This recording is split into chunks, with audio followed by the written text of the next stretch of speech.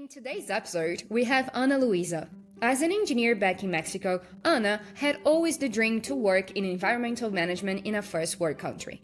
This episode brings many insights on how to build your engineering career overseas and tips to chase the hard-to-get Australian citizenship through your skills.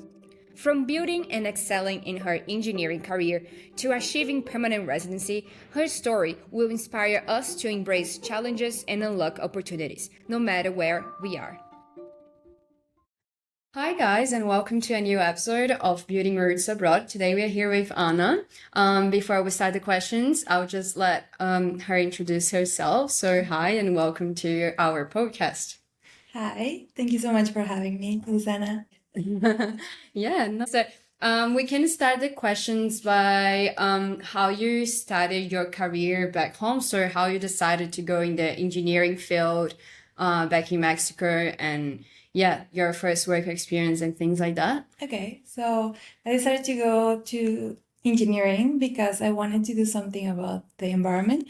I ended up deciding for engineering because it's easier and safer. Mm-hmm. So I started studying renewable energies. Very good. Nice. And then did you actually work in Mexico in the field or before coming to Australia or? Yeah, so I did internships before graduating in a consultancy, like environmental consultancy, and then I jumped into medical, basically just because I wanted to save money to do my master. Yeah. But it allowed to use my skill. So yeah, it's good. So it's good that shaped your career to actually get jobs in Australia. And what's the day look like for a chemical engineer? What is actually the projects you guys work on? I'm in consultancy.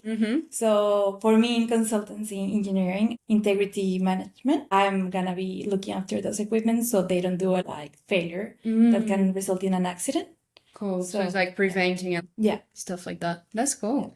And then how did you actually decide to come abroad and do your master's? What was the decision? So actually, I think I decided 8 years back that I wanted to come to Australia. Okay. I wanted to do a degree in first world country. That was my goal. Okay. It was either Canada or Europe in my mind back then. And I was just looking for universities that had something. It was either gonna be environmental management or renewable energies, like a master's. But after having worked in a professional industry, I realized that if I wanted to make a change, I didn't necessarily have to be the engineer that knew how to do it. Okay. But I have to be involved in management because ultimately is who makes the decisions. Nice. So I was okay, I'm going to look for a university that has these masters, right? And originally was Canada in Vancouver that had a university I liked. And then I was doing a lot of research and online fairs. And then I found out that Australia allows you to work while you're studying. Yeah. And even if it's part-time, that's very important because there's other countries like the US that doesn't allow you to work. You have to study and fund everything, right? Okay. And then I saw UQ. Which is the University of Queensland. Looks like Hogwarts. Yes, it's too pretty. And it's so green, so open. Yeah, that's pretty good. Yeah, and UQ is very well known in Australia. So you kind of came here just to study and then coming back, or you knew that you want to live abroad? I knew that I wanted to live abroad. I didn't know I was going to stay in Australia. I thought okay, I'm going to do the master's and I'm going to jump back to Canada because Canada is so close for me. How many hours? 7? Even less? I think if you fly from San Diego to Vancouver, it's 4 hours. 4? Yeah, so my aim was to be close to family, right? But obviously because COVID happened, then we got stuck longer and then Canada had the cap. If you're above 30, it's harder to get the permanent visa. Okay. Resident. And I was by the time I got my job, I was too close to the limit. I'm not going to risk it. Yeah, because when you came to Australia, how old were you? I was 26. 26. Yeah. So by the time COVID happened and everything could be close enough, and then interesting. But it was a good choice, anyways. So on top of what you're saying, how was the first work experience that you starting have in Australia? So I assume when you came, you had other jobs not related to engineering in the first place? Yeah. So Actually, that's how we met. yeah, We met working in a cafe. Yeah. hospitality. Hospitality. Yeah. So I had to work during the entirety of the master because I didn't have like a scholarship or like the funds Oh, true. to Yeah. pay for it. So I work in multiple cafes and small shops. And then yeah, learn to have patience and stuff, which is good. Like I think like everybody should do hospitality so you respect and like know how the things are like behind. Because, Definitely. And it was a step that you also meet a lot of people and a lot of Yes. friends. You can build a lot of relationship. yeah, which is very good because I think like we all come like, and no matter what degree you have, because I had my degree, but I had other friends that they're like lawyers, like PhD people, and we all come and like, it doesn't matter what your background, like we work in hospitality and no one is more, no one is less, like we're Yeah. a community and it's just like, it's very nice because we're so supportive to each other. And then That's why it's so easy to connect working in Yeah. hospitality, because it's like everyone from everywhere. yeah.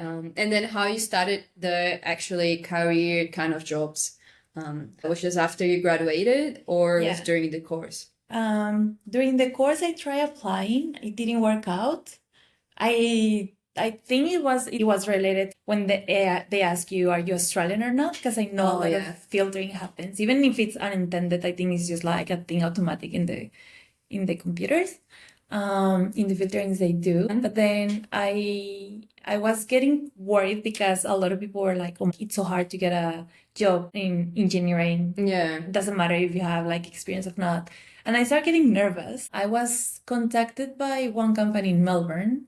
They found me in LinkedIn and they were like offering me a job to do quality assurance for a medical company because that's like most of my experience back then. But I was very eager to get into the energy industry, energy consultancy. Yeah. So I managed to get myself an interview with the company I'm currently with. Nice. And then at the time they said like, oh, we don't have a position to offer you, but we were keen to see you. They were concerned that maybe, you know how some people is very extreme, is like, oh, if you did environmental management, how you're gonna end up working for oil and gas companies. It's like, are you okay to be involved with Because these you kind think, of projects too? okay, because it's a bit controversial? Or? Yeah. Oh, okay. Because you study to protect the Yeah. environment? Yeah. Oh, But it's something, like, in my opinion, it's something you cannot control. Yes, like, we need to move and use more renewables. That's, like, a fact. A fact, yeah. But I think sometimes people forget that there's all this industry already built, right? And all this equipment that if we don't properly transition means until we manage a way to use those equipments in a way to produce green energy, it will also be a massive waste if we just leave all the pipes, leave all the facilities unattended and be like, okay, let's just swap. But we need to have that transition. It cannot happen. I was happy to work with the company because even though, yeah, their main clients here in Australia, it's oil and gas. Overseas, especially in Europe, they have a lot of renewable projects. So I'm like, okay, it's in their goals to make that happen in Australia. Yeah. So I think it's better to help the companies transition and eventually get there, right? Like, that's my personal view. Yeah. They will need help. Yeah. So yeah, it's better to have a team that has this awareness than just a team that doesn't care. So if you care, you should join them and try to change. Yeah. So yeah, that's why I think LinkedIn was a good source of like trying to get connections, because when they saw that I had like connected with somebody already working in the team, because I was just curious around like asking hey, like connect. How did you landed the job with that company? I really want to join. Then it prompted him to ask him like, hey, how do you know this girl? She's applying, like, do you know her? And that's so cool. Yeah, he was like, oh yeah, she messaged me, she's very keen. But yeah, I think at least it helps. So a lot of people, to all my friends, I'm always like, have you tried LinkedIn? Just try to connect or asking, because I think ultimately you have to have a way in, right? And if there's no one available, you have to kind of make it. Yeah, true. Yeah, because that was actually the other question I was about to ask, which is like how you made your resume to stand out. But I think was even more than the resume. It was more like you were proactive enough to reach out to them Yeah. And then from the chat, how did you actually get the job? So after some months, they reach out to you, or After 2 weeks. nice. Yeah, in 2 weeks, I was actually visiting a friend in Townsville. And then I Okay. was very worried about my visa, right? Because I was like, oh my God, once you graduate, you have 2 years for the postgraduate visa. Yeah, my time is running, and I was like, it's either gonna be go back to medical, even if I was not like very keen to do that. Like, but I needed the engineering job if I wanted to go through the skill migration pathway. Okay, so you had to rush. Yeah, but luckily, like the same day, then they call me. Oh, we would like you to call for another interview. Like, when are you available? And I was like, I return on Monday, and then I had that interview. I was very nervous for that one. Tip, just like research if you get the names of your interviewers, you can just go to LinkedIn and check. At least you know what they have done, right? Yeah, that's a good So you have advice. like a little bit of awareness of who is the people across you. And then I think 2 hours after that second interview, they called me and they offered me the job, and I was just like So cool. dancing, so happy. Like I was so concerned that it was gonna take me ages, and then I was like, oh my God, I was so lucky because I didn't have to search for so long. Yeah. And when you're like about to jump back to like your professional life, because I was working in hospitality, and once you're like thinking, I'm almost there, I'm almost like changing the routine back into what I studied, I was just like so fed up of working hospitality. I'm like, I really wanna practice what I like have studied for, right? For sure, yeah. You deserve it. And also, because you mentioned about the engineering pathway, was very hard to like recognize your engineering diploma in Australia. You know how the qualification sometimes you need to like recognize in another country internationally. Did you have to do that, or? I had to, but not because of the work. Like for my work, it was fine. I think especially because I had like a degree from a university in Australia as well, even though that was not the engineering. But I think because they acknowledged that the university like say like, okay, all good. She had like the degree before. I had to do it because of visa purposes. It was very hard, or? Yeah, that I think from that visa was the hardest part, because like one, you have to go back to what you did in your undergrad, and that was for me at the time, I think it was 6 or 7 years ago from that point that I graduated. To be okay, I did all these process related, so you guys know I'm chemical engineer. And then I did one from my previous job back in Mexico, again proving that I'm an engineer, and then one from here. But then you have to get like these letters from your previous jobs and stuff and everything. So I think I was so happy when I got that. Which is so good. And then for the role, like just for everyone listening, is just taking more care of like creating projects. So you check data. It's more data analysis. Yeah. For the actually role that I am right now, that I'm applying the undergrad, is more data gathering, data analysis, and build strategies if you try to preserve the asset's health. Cool. Nice. And then did you feel any like differences between working in Mexico and working in Australia in terms of like office culture? How was your yes, it's very different. I think everybody, if they come to Australia, they feel the change, right? Like it's very much more relaxed. I do know that not all the work environments are the same in Australia, right? Yeah. But I think overall they're very more relaxed than a Latin background. I don't know, it's just they care more about your mental well-being, about, okay, you're sick, you can have sick days actually. Back in my country, it's very hard to get like, it doesn't exist. It's just like, well, if you don't come, you don't get paid, or like use your annual leave, right? And here is so flexible with that. So that and deliverables and stuff is just, I don't think they go as intense on you as my previous work. So at the beginning I was stressing out because I was not getting like pushed to be like on edge. Now I'm more used to it, and I'm like, okay, this is cool. It's better. So from what you were saying about the engineering pathway, how was for you to become an Australian permanent resident from your career? So how was the process? Was that very hard, or how did you, for everyone listening that one day might want to do the same thing? So I think the easiest way for engineers or any other profession that they want to come is good if you have experience back home, because I have known so many people that has the degree from back home, any country it can be, right? But they don't have the experience. Then it's very hard to get a job in Australia because Australia wants skill migration, right? So I think to come with a degree if you can, and then come with 1 or 2 years of experience. 3 is better if you want like a direct pathway for resident.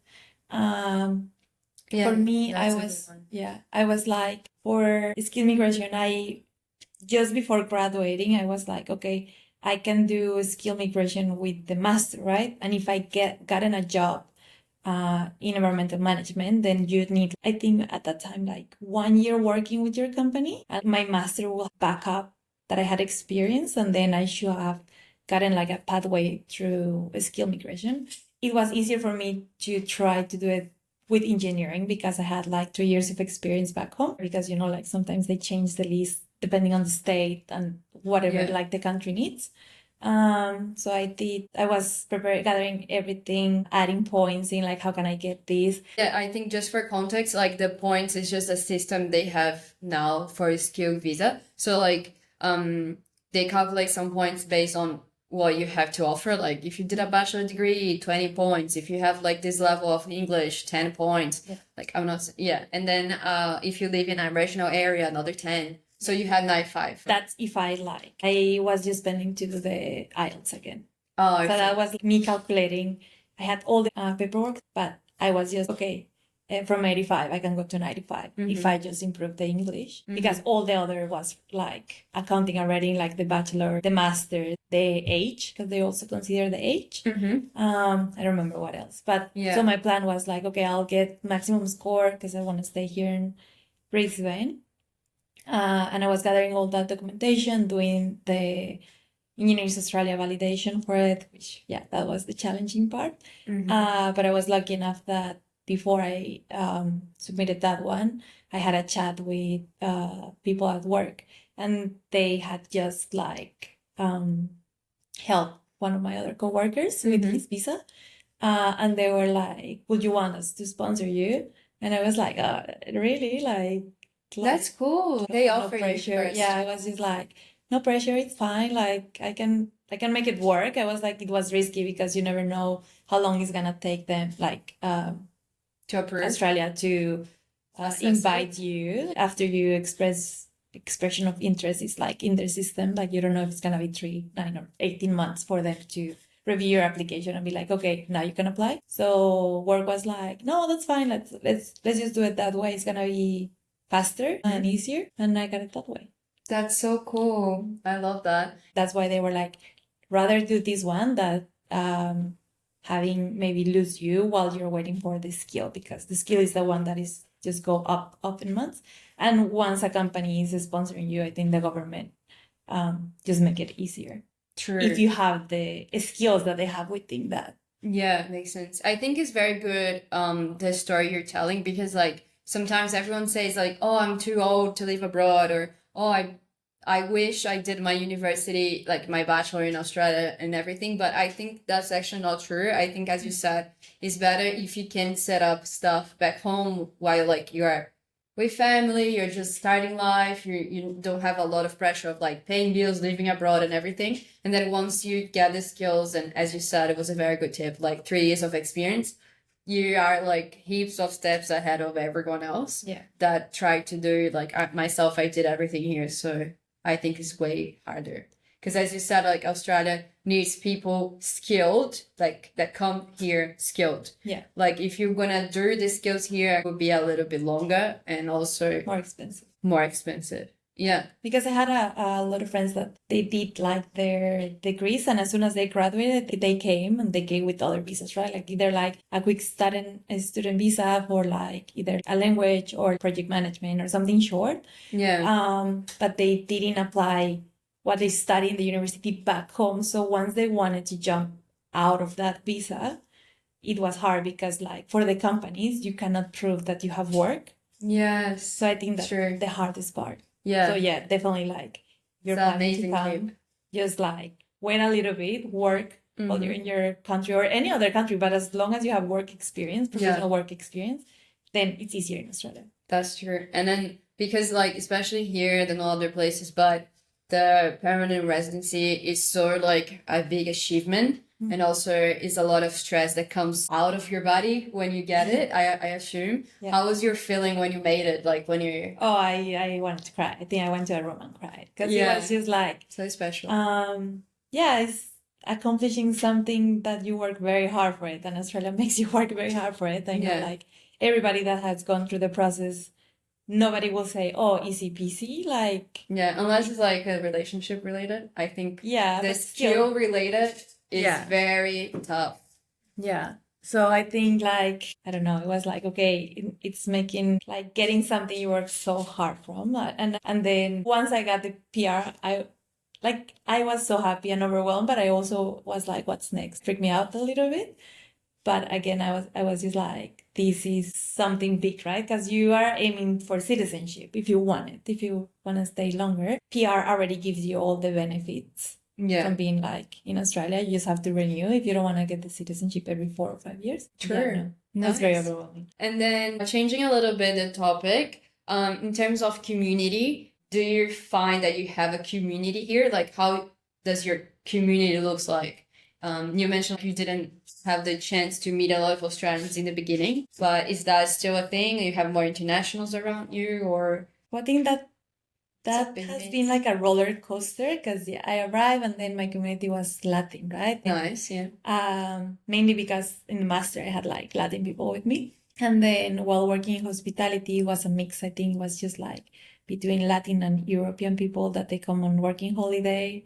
The sad part that because you build this community and obviously because of COVID, like we were stuck and nobody could go away. But then people start leaving and like that really made me very sad, obviously, as like seeing the people you're like, okay, this is my family, because you seek for something related, simulating your family. Yeah, connection. And then you're just seeing all these people you love and like go, and it's fine, right? Life moves on and everybody needs to do it. But that part was very hard. Right now, I do feel a sense of community. Work is very big. We're very social, and I do feel they're a very big part of me. Yeah. But my work is also very international. It's just a mix. At least I know they're not leaving. Yeah. Because they're already settled. Yeah. They'll be staying. Yeah. And with the Australians that I have met there, they're more friendly. But I do think sometimes it's hard to build connections with them. I think they're just very polite. You will get introduced and they're, oh yeah, nice to meet you. And then that's it. Like they hang out with you in the barbecue or whatever, but they don't go deep. Yeah, it's not, they will be trying to, let's invite this person. Let's just include her. And I think like, at least in Mexico, if we see a foreigner, we're just, hey, bring that one. He's coming or she's coming. It's more that. But I think in Australia culture, they're more respectful. Yeah. More like give you space. I don't think they do it like in a mean way. You have to reach out to them yourself more than they will reach out to you. Yes. To be honest. But probably they will find strange to be like, how am I friendly without like making that person uncomfortable? Yeah. Or like maybe they're afraid like, oh, maybe what if I say something offensive? True. Yeah. So they're very polite on that one as well. Yeah. Yeah. And then what do you think like building roots abroad means to you? I feel like once you live overseas, you're very divided. And then I don't feel like I have roots in multiple places, but I don't think a big tree is going to grow anywhere. So I feel like a little bit divided. Yeah. I'm just like, this is just like, if you're aiming for a big tree, it's not going to happen. I do feel like obviously my home will always be home, but now every time I go, it doesn't feel like I don't feel like, I don't know, like Far. such a relief. Yeah. I just feel like I go and everything has either stayed the same or things keep changing, and I'm kind of part of it, but it's just like you're an outsider. And you were very close to their life once you were living there, but now you're always an outsider. And they try to be as inclusive as they can, but I always get that feeling there's a barrier because it's not a day to day there. So I'm just like, it's different. I do feel I have roots here. I don't know if the roots will make me want to stay forever. It's just like once you feel like the city is yours, kind of in the same, then you're comfortable. If people, because right now, okay, I'm expecting more people to leave, right? I cannot control them, or I could leave.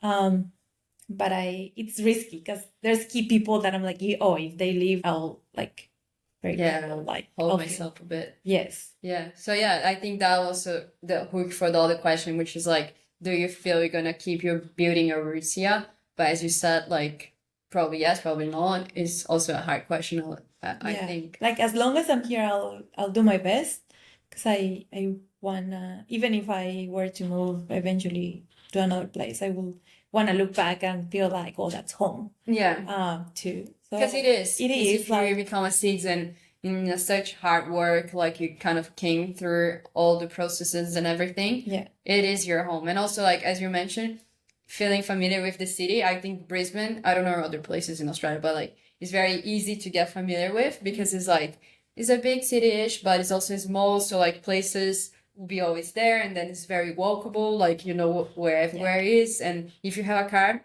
you can understand the suburbs in like 1 month driving around, you know? So yeah, that one also gives me the idea of building your roots because you know where everywhere is and where you can go.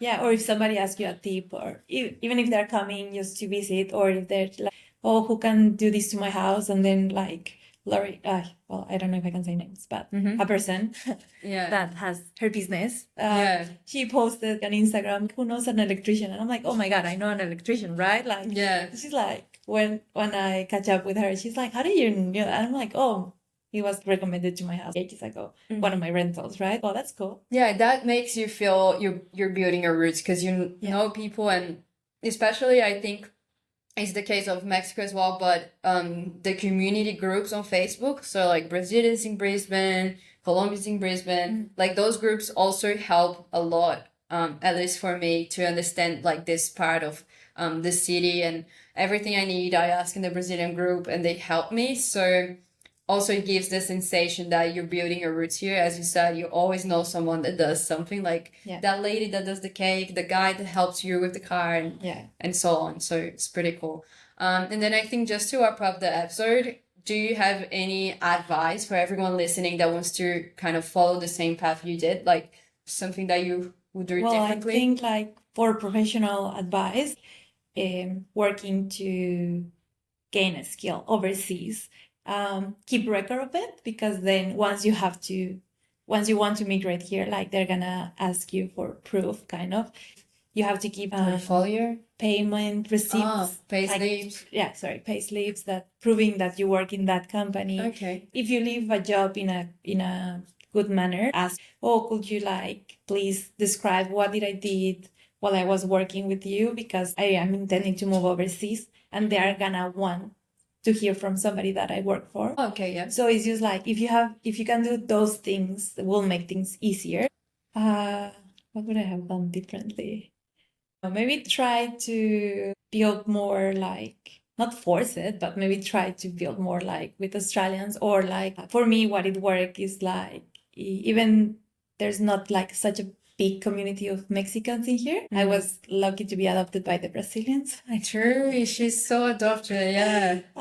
So I think just like reach out, find people. But like get stuck in like, oh, just your work. And even if your work people, I don't know, they're not as friendly, just like try to reach out. I think it's very easy here. Like, oh, hikes, or like, let's go to swim, something like that. There's a lot of people wanting to hang out. So for the people that feels lonely. And I think like for homesickness, I don't think I have had it that much. During COVID, I had it. But also it's a long period, you kind of deal with it. Yeah. Get used to.